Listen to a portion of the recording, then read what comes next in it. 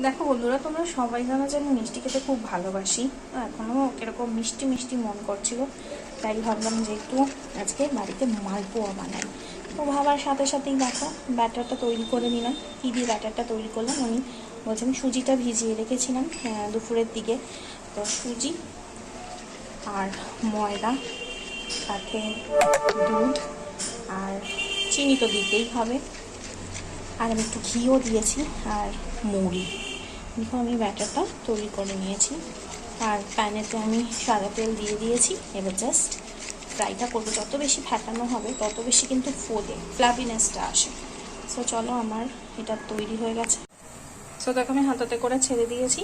So fry হচ্ছে, একদিক হলে আমি আরেক দিক উল্টে দেবো। এরকম করে আমি যে কটা হয় বানিয়ে নেবো।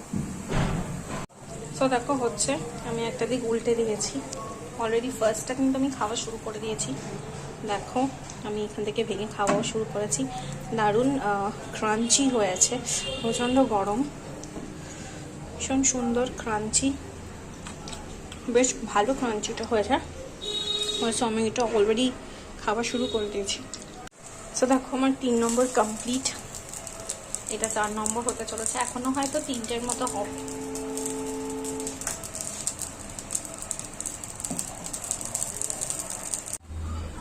দেখো আমার 6টা হয়ে গেছে, এটা ফাইনাল লাস্ট 7টা। আমি একটা খেয়ে নিয়েছি, 8টা হয়ে গেল।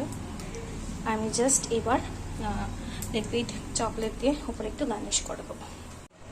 সো দেখো আমার মালপোয়া রেডি হয়ে গেছে, আর আমি হার্শলে চকলেট লিকুইড দিয়ে জাস্ট ওপরে একটু গার্নিশ করে দিয়েছি।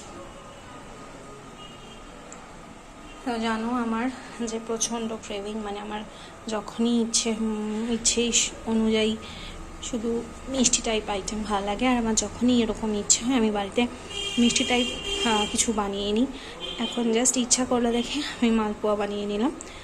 চাইলে অনেকেই এটা আবার রসেতে ডোবাতে পারো, আমার এইটাই ভালো লাগছে কারণ খুব ক্রাঞ্চি হয়েছে। যেহেতু আমি সুজির পরিমাণটা খুব বেশি দিয়েছি, ময়দা কম আর সুজিটা একটু বেশি দিলে প্রচণ্ড বেশি ক্রাঞ্চি হয়।